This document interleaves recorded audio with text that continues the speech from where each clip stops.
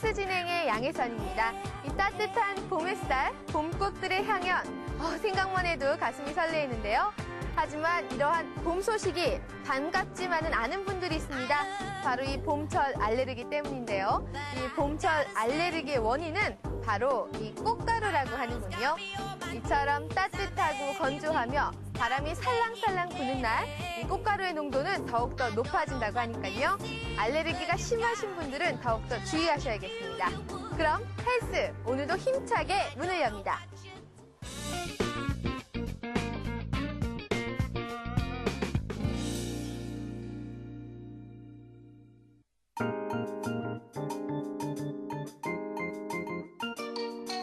사람의 첫인상은 그 사람의 미소로 좌우되는데요.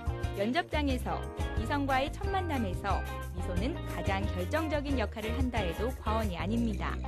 그런데 사회생활에서 이렇게 중요한 미소에 자신이 없다면 어떻게 해야 될까요? 미소에 자신이 없는 사람들이 있는데 그것은 미소를 지을 때 드러나는 잇몸 때문입니다. 미소를 지을 때 잇몸이 너무 많이 드러나거나 잇몸의 크기가 너무 크거나 작아 치아가 많이 보이는 경우에 미소에 자신이 없어지는 것입니다. 잇몸은 입안에 있는 점막의 일부로 위턱과 아래턱에 있는 치아와 그 뿌리를 덮고 있는 것을 말하는데요. 치아를 보호하고 치아가 그 위치에서 균형을 유지하며 서 있을 수 있도록 하는 역할을 합니다. 잇몸에 문제가 발생하면 미소를 짓는 데 자신감이 없어져 사회생활에 문제가 생길 수 있을 뿐 아니라 치아가 흔들리거나 심하면 빠질 수도 있습니다. 잇몸 성형은 이와 같이 잇몸으로 인해 미소에 자신이 없거나 여러 원인으로 잇몸이 침하되거나 과잉 성장한 경우 아름다운 잇몸으로 만들기 위해 인공적으로 잇몸의 모양을 바꾸는 시술을 말하는데요. 잇몸 성형은 30분 정도면 예쁜 잇몸을 만들 수 있어 최근 각광받고 있습니다. 잇몸 이식의 경우도 시술 후 2주 정도면 정상적인 생활이 가능해 잇몸에 콤플렉스가 있는 사람도 쉽게 해결할 수 있는데요. 오늘은 잇몸 성형의 시술 과정과 올바른 잇몸 관리법을 통해 아름다운 미소를 만들 수 있는 방법에 대해 알아봅니다. 선생님 안녕하세요. 네, 안녕하십니까. 잇몸 성형에 대해서 잘 모르시는 분들이 있으실 것 같은데요. 잇몸 성형은 무엇인가요? 그 사람의 얼굴이 개개인마다 다른 것처럼 그 잇몸의 형태나 색깔이 모두 다 다릅니다. 그래서 이제 그 잇몸의 형태나 색깔을 그 보다 심미적인 형태로 개선하는 형태의 시술을 잇몸 성형이라고 말합니다. 잇몸 성형이 필요한 이유는 무엇인가요? 여러 가지 원인에 의해서 그 잇몸의 형태나 그 색이 보통의 경우보다 심미적이지 못한 경우가 많이 있습니다. 이런 경우 이제 그 여러 가지 문제에 의해서 환자분들이 보통 사회생활을 하는데 지장을 받기도 하시고요. 자연스러운 미소를 만드는데 어려움을 겪게 되십니다. 이런 부분들을 해결하는 것이 1차적인 목적이고요. 그 이제 약물이나 여러 가지 원인에 의해서 잇몸이 자라거나 하는 형태의 경우에는 이 형태 때문에 그 치은염이나 치주염이라고 하는 질병을 야기할 수도 있기 때문에 이런 질환의 치료를 목적으로 시행하기도 합니다. 잇몸이 자란다고 말씀하셨는데요. 네. 어떤 경우에 잇몸이 자라는 건가요? 흔히 복용하시는 그 약물 중에서는 고혈압 그 제제가 가장 대표적이라고 할 수 있습니다. 이런 고혈압 제제 약물에 의해서 잇몸이 자라는 경우가 좀 있습니다. 색소 침착이 돼서 잇몸 성형을 하는 경우도 있다고 들었는데요. 어떤가요? 그 말씀드렸던 것처럼 그 피부색이 다르듯이 잇몸의 색이 그 여러 가지 형태로 다르게 됩니다. 네. 그래서 이 다른 원인 자체가 피부에 침착되어 있는 멜라닌 색소 때문에 잇몸 색깔도 다르게 되어 있는데요. 이제 이런 그 멜라닌 색소가 있는 층까지 저희가 박피를 함으로써 이제 색깔, 그 잇몸의 색깔을 원래 그 선홍색의 빛으로 돌리는 형태의 치료를 하신다고 생각하시면 될 것 같습니다. 네, 잇몸 성형을 통해서 치아 교정의 효과도 볼 수 있는지 궁금합니다. 그 잇몸이 아까 말씀드렸던 것처럼 약물이나 여러 가지 원인에 의해서 자라게 될 경우 그 자라면서 치아를 밀게 됩니다. 그래서 잇몸 성형을 통해서 잇몸의 형태가 원래대로 회복되면은 그 일시적으로 치아가 교정된 듯한 그 효과를 좀 볼 수는 있긴 하십니다. 하지만 그 잇몸 성형 자체가 어떤 그 치아 교정의 목적보다는 어떤 그 치아 주변에 있는 잇몸인 그 잇몸을 좀 더 그 심미적으로 다듬고 성형해서 그 주변 조직을 좀 더 아름답게 하는 형태의 치료이기 때문에 그 잇몸 성형을 통해서 치아 교정의 효과를 기대하시는 것은 그다지 바람직하진 않겠습니다. 네, 말씀하셨듯이 심미적인 기능이 크다고 말씀하셨는데요. 주로 미용을 위해 하시는 분들이 많을 것 같아요. 어떤가요? 그 말씀하셨던 것처럼 이제 그 심미적인 치료이기 때문에 네. 보통 이제 예를 들면은 그 웃을 때 잇몸이 많이 보이신다거나 웃을 때 잇몸 부분이 검게 보이신다거나 뭐 그런 부분들 때문에 주로 많이 하시게 되고요. 그리고 잇몸이 많이 파여 있다거나 하는 것 때문에 치아가 길어 보이는 게 좀 싫다고 하시는 경우에도 그런 그 잇몸 성형을 하시게 됩니다. 잇몸 성형을 통해서 뭐 잇몸 치마나 색소 침착 같은 거를 치료할 수 있다고 볼 수 있겠네요. 네, 맞습니다.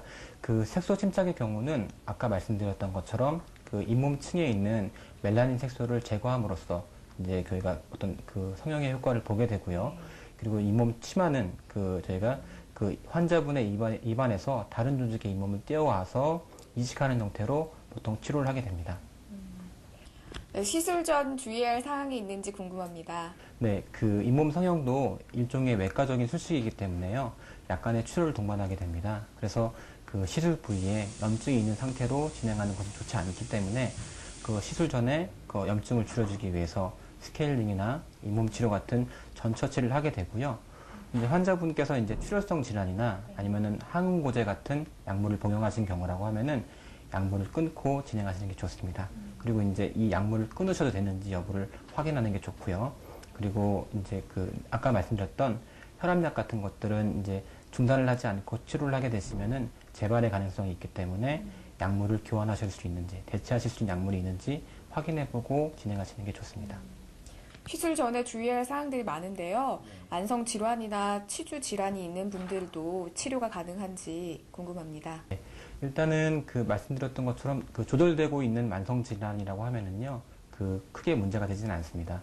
그리고 치주 질환 같은 경우도 이제 그 치주 질환 처치와 같이 동반된다고 하면은 크게 걱정하지 않으셔도 되겠습니다. 네, 그렇군요. 시술 가능한 나이가 있는지 궁금합니다. 그 이게 심미적인 치료이기 때문에요. 이제 성형외과 시술을 하는 것처럼 이제 환자분이 원하시는 시기를 저희는 이제 환자분들께 시술 가능한 시기라고 말씀드리고요. 이제 특별하게 부작용이나 그런 게 없기 때문에 일단은 시술 가능한 시기는 환자분이 원하는 시기라고 저희가 보통 말씀드립니다. 어린 나이에도 시술이 가능한 건가요? 네, 가능하고요. 근데 보통 이제 어린 나이에는 저희가 따로 말씀드리지는 않는데 이제 보통 이제 어떤 성인이 돼서 본인이 심미적인 것들을 추구하고 그런 것들을 알게 된 나이가 됐을 때 주로 진행하시게 되죠. 네, 잇몸 이식에 대해서 말씀해 주셨는데요. 혹시 부작용 같은 건 없나요? 일단은 외과적인 수칙이기 때문에 뭐 이제 저희가 선택을 잘 한다고 하면 큰 부작용은 없습니다. 다만 그 잇몸 이식한 부분이 그 새롭게 생착이 돼서 살아야 하기 때문에 그 주변에, 치아 주변에 뼈가 충분하게 있는지 여부를 저희가 선택적으로 판별하고 수술을 진행하게 됩니다. 네, 잇몸 성형이 한 번의 시술로 끝날 수 있는 건가요? 보통 이제 그 일반적인 색소 침착이나 아니면은 그 잇몸 절개 같은 경우는 한 번의 시술로 그 시술이 다 모두 끝나게 됩니다. 하지만 잇몸 이식 같은 경우는 이제 그 환자분의 회복 속도나 아니면 회복 양상에 따라서 추가적인 수술이 좀 필요하실 수도 있습니다. 네, 시술의 방법에 따라서 회복 기간도 다를 것 같은데요. 어떤가요? 그 잇몸 박피, 그러니까 잇몸 색소 침착 같은 경우를 그 개선하는 경우는 보통 시술 시간은 한 30분 정도이고요. 그리고 시술이 끝나신 이후에도 통상적인 식사를 마치면 풀린다고 하면은 바로 진행하실 수가 있게 되겠습니다. 그리고 잇몸 절개도 마찬가지고요. 다만 치주골을 그 삭제하는 경우에는 조금 더 불편하실 수 있는데 그래도 한 1주 정도면 어느 정도 회복이 되시고요. 그리고 잇몸 이식 같은 경우는 제가 이식한 양상에 따라 좀 달라지긴 하겠지만 2주 정도가 되면은 그 실밥을 풀게 되고 환자분이 일상적인 생활을 가능하시게 됩니다. 네, 시술 후 주의해야 할 점은 어떤 것들이 있는지 궁금합니다. 그 일단은 티가 조금씩 나실 수 있습니다. 출혈이 좀 되실 수 있는 부분인데요. 요즘에는 보통 레이저로 시술을 하기 때문에 레이저로 시술하는 경우에는 출혈을 크게 걱정할 정도는 아니시고요. 그 외에 조금 그 붓는다거나 하는 것들이 있을 수 있긴 하신데 뭐 보통 걱정하실 정도로 많이 붓거나 하진 않으십니다. 통증 때문에 걱정하시는 분들도 있다고 들었는데요. 시술 후의 통증은 어떤가요? 그 색소 침착의 경우나 잇몸 절개 같은 경우는 통증이 그리 심하진 않습니다. 그러니까 아까도 말씀드렸지만 식사하시는 게 바로 가능하실 정도로 불편하진 않으신데요. 다만 이제 잇몸을 이식해서 잇몸을 떼어와서 이식하시는 경우는 이식한 부위보다 잇몸을 떼어온 부위가 불편해서 그 식사를 좀 하기가 불편하실 경우도 있긴 하신데요. 통증이 아주 심하지는 않으십니다. 네. 네, 그렇다면 시술 후 재발하는 경우가 있는지 궁금합니다. 그 색소 침착의 경우는 피부 색이 변하는 것처럼 수년 후에 재발하실 수도 있긴 하십니다. 네. 하지만 이제 그 미백들을 할 때 어떤 강한 강선을 쐰다거나 하는 것만 주의해 주신다고 하면은 그 쉽게 재발하지는 않으시고요. 그리고 이제 그 잇몸 태축 같은 경우는 이 잘못된 이솔지를 개선하지 않으시거나 그 시술 부위에 그 만성적인 염증이 재발되는 경우에는 다시 재발하실 수도 있습니다. 시술 후에도 관리가 좀 중요하다는 말씀이신 거죠? 잇몸 이식의 경우 본인의 잇몸으로만 이식할 수 있는 건지 궁금합니다. 네, 그렇습니다. 그 임플란트나 뭐 그런 여타의 시술을 할 때는 네. 그 치조골을 그 인공적인 치조골을 이식하는 경우도 있습니다. 하지만 그 잇몸 이식의 경우는 그 부드러운 연조직을 이식하는 경우이기 때문에 그 자가 내 것만 가능하다고 보시면 될 것 같습니다. 네, 가장 궁금해하실 것 같은데요. 시술은 어떻게 이루어지나요? 일단은 그 잇몸의 색소 침착의 경우에는 레이저를 이용해서 저희가 이제 멜라닌 색소가 있는 틈까지 박피를 하게 됩니다. 그래서 박피를 한 이후에 다시 잇몸이 차오르는 걸 기대하는 형태의 수식이라고 보시면 될 것 같고요. 그 잇몸을 절개하는 잇몸 성형술의 경우에는 우리가 이제 그 간단하게는 잇몸만 레이저로 절개를 해서 이제 바로 생활이 가능하실 수 있게 해드리는 경우가 있고요. 그 정도가 좀 심하시다 싶으시면은 그 치조골이라고 하는 그 잇몸 안쪽에 있는 뼈를 삭제하는 그런 수식을 같이 동반한 이후에 다시 이제 그 부분을 치유를 시켜서 이제 그 치료를 완료하게 됩니다. 그리고 잇몸 이식의 경우에는 그 이식된 저희가 이식을 할 부분을 일단 그 깨끗하게 정리를 하고 청소를 한 다음에 그 환자 입 천장 구개부에서 그 이식할 잇몸 이식편을 떼어온 다음에 그 부분을 다시 그 저희가 원하는 부위에 이제 덮고 이제 꼬매고 이제 수술을 마무리하게 됩니다. 혹시 흡연이 색소 침착을 유발할 수도 있는지 궁금합니다.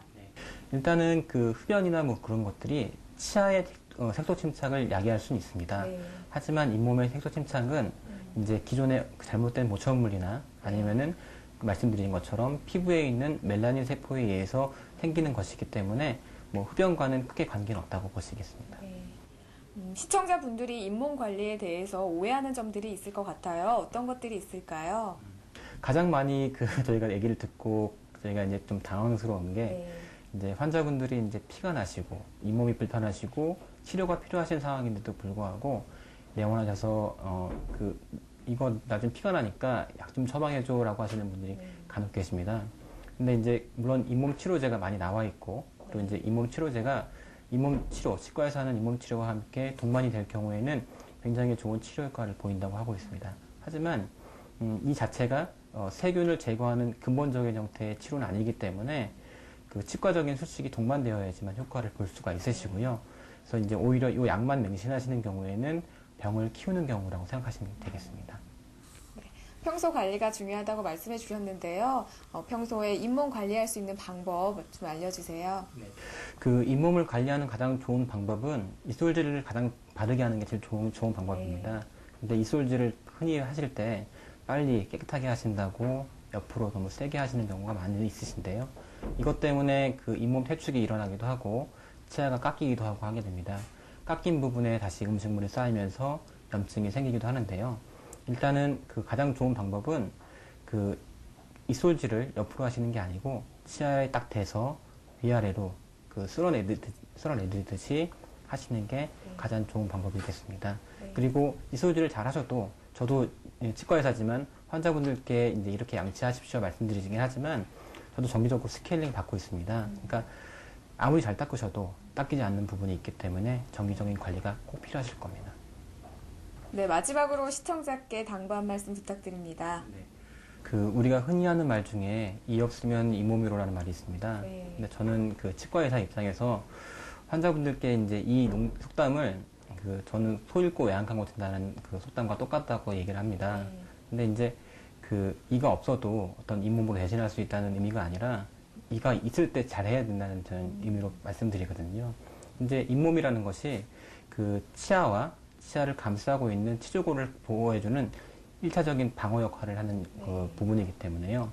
잇몸을 관리 잘 하시고 꾸준하게 체크받고 하시는 것이 그 풍치나 잇몸 질환들을 예방하는 가장 근본적인 방법이라고 생각하시면 되겠습니다. 그래서 일단 잇몸 질환이라고 하는 것을 예방하기 위해서는 그 가까운 치과를 꾸준하게 내원하셔서 정기적으로 체크받으시는 게 가장 좋은 방법이지 않을까 생각합니다.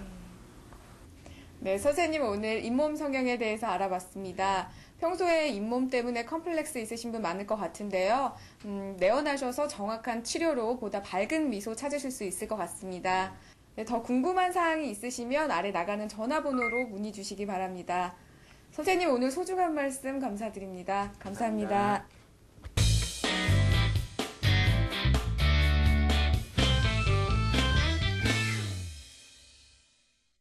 여러분은 건강을 위해서 어떤 노력을 하고 계시나요? 운동을 꾸준히 하고 또 식이섬유가 풍부한 음식도 먹고 또 가끔은 홍삼과 같은 건강 보조식품까지 챙겨 드시곤 할 텐데요. 사실 건강관리에는 정해진 룰이 있는 건 아닙니다. 개인마다 체질이 다르고 또 현재 몸 상태가 다르기 때문이죠. 그래서 건강관리의 시작은 정확한 자기 체크업, 바로 건강진단입니다. 오늘은요, 개인에게 특성화된 건강진단 프로그램을 소개합니다.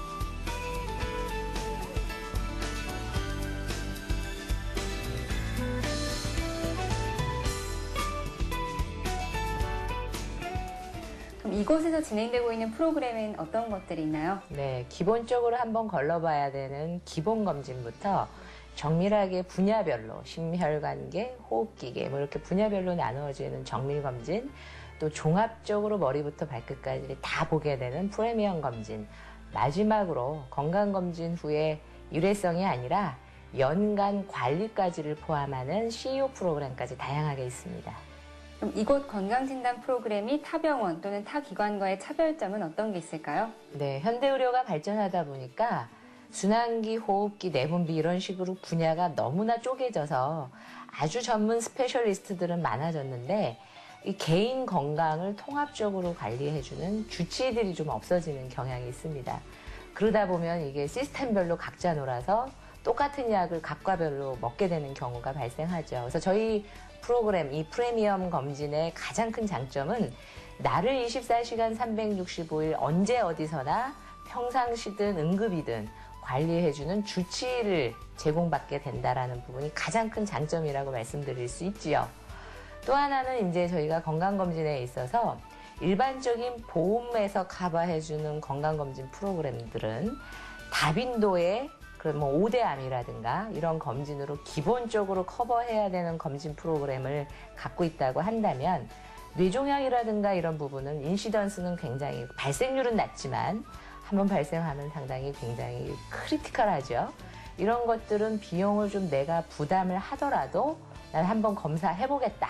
이런 면에 있어서 개별적인 요구에 따라 좀 정형화되지 않은 개별화된 프로그램을 구성해서 제공을 한다는 분도 저희의 또 장점이고, 또 하나 장점은 건강검진 후에 내가 어떻게 먹고 어떻게 운동해야 되는지 평상시 건강관리에 대한 계획된 관리 지침을 개별화해서 준다는 것도 저희 프리미엄 검진의 가장 큰 장점이 되겠습니다.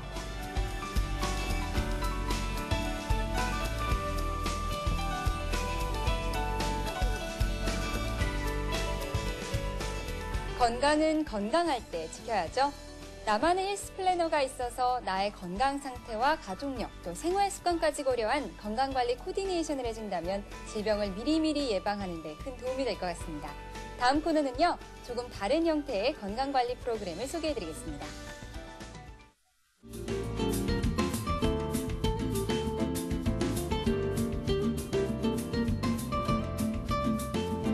건강관리협회에 대해서 간단한 소개 부탁드릴게요. 우리 한국건강관리협회는 건강한 일반 국민을 대상으로 질병의 조기 발견과 그리고 예방을 위한 건강교육 그리고 건강검진을 주로 실시하는 기관입니다. 그리고 모든 국민들이 편하게 이용할 수 있도록 건강검진 수수료가 굉장히 저렴하다는 특징이 있습니다. 보통 건강검진하면 가격적인 면에서 사람들이 많은 부담을 느끼는데요. 이곳의 검진이 어떻게 이렇게 저렴할 수 있을까요? 보통 그 치료를 목적으로 하는 건강검진은 건강보험수가가 적용이 되지만 질병의 조기 발견을 목적으로 하는 보통 건강인을 대상으로 하는 건강검진은 건강보험수가를 적용하지 않는 게 일반적입니다. 그렇지만 우리 건강관리협회는 공익을 목적으로 하고 있기 때문에 건강검진의 모든 수수료를 건강보험공단 수수료를 적용을 해서 책정을 하고 있고요. 그렇지만 뭐 검진의 시설이라든가 장비라든가 또 전문 의료진이라든가 또 이런 부분들은 모두 질적인 수준에서는 결코 떨어지지 않습니다. 그리고 제가 앞에서도 말씀을 드렸지만 공익을 목적으로 하고 있기 때문에 무료 건강검진도 같이 실시를 하고 있습니다. 그럼 어떤 분들이 무료 건강검진의 혜택을 받을 수 있나요? 예, 보통 아무래도 상대적으로 의료에 취약하고 또 경제적으로 어려운 분들이 주로 대상이 되는데요. 요새 이제 관심이 굉장히 많이 대두되고 있는 다문화 가정의 이제 여성 결혼 이민자라든가 또 국가보훈 대상자 그리고 장애인, 노인 그리고 또 요새 경제가 어려워지면서 이 노숙자들이 굉장히 많이 늘어나고 있는데 사실 이제 이런 분들의 건강 문제가 굉장히 심각할 수 있거든요. 그래서 노숙자들을 대상으로 하는 이런 분들이 대부분 이제 무료 건강검진의 대상이 됩니다. 프로그램을 보는 많은 분들이 이제 협회에 와서 건강검진을 받고 싶을 텐데 어떤 방법을 통해서 프로그램을 이용할 수 있나요? 우선 전화 예약이 다 가능하거든요. 그래서 우리 각 건강관리협회 15개, 전국에 있는 15개 시도지구로 전화를 하셔서 예약을 하시고요. 물론 방문 예약도 가능합니다. 예약을 하시면은 건강검진 프로그램에 대한 그 안내를 받을 수 있습니다. 본인에게 맞는 건강검진 프로그램 안내를 받고요. 또 고객지원과에서 또 예약하신 분들한테 다시 한번 전화를 드려서 검진 프로그램이나 검진의 주의사항이라든가 또 필요한 준비사항 이런 것들을 모두 안내를 받으실 수가 있습니다. 검진 시간은 아침에 저희가 8시 정도부터 시작을 하고요. 저녁에 5시까지 이용하실 수 있습니다. 검진을 받기 전에 주의해야 할 점은 어떤 게 있을까요? 네, 그 예약을 하시게 되면 이제 고객지원과에서 전화를 해서 그 건강검진 프로그램에 따른 주의사항을 말씀드리겠지만 일반적으로 그 주의를 하셔야 될 것들을 말씀을 드린다면 우선 이제 검사받기 한 3일 전부터 너무 피로감을 많이 주는 일이라든가 스트레스를 많이 받는 일 이런 것도 피하시고요. 그리고 술 좋아하시는 분들 술 안 드시는 게 굉장히 중요한 사항입니다. 그리고 검사받기 하루 전날 저녁 9시 이전에 저녁 식사를 일반적인 식사로 하시고 다음날 아침에 오실 때까지는 식사는 물론이고요. 물이나 껌, 당분이 있는 음식 이런 것들은 절대 드시지 말고 오시면 됩니다. 그리고 혹시 평소에 고혈압이라든가 당뇨라든가 이런 부분하고 관련되는 약을 드시고 계시는 분들은 사전에 고객지원과에서 전화를 드렸을 때 의사와의 상담 하에 그 약을 한 일주일 전부터 드시지 않도록 조치를 하시는 것이 중요합니다.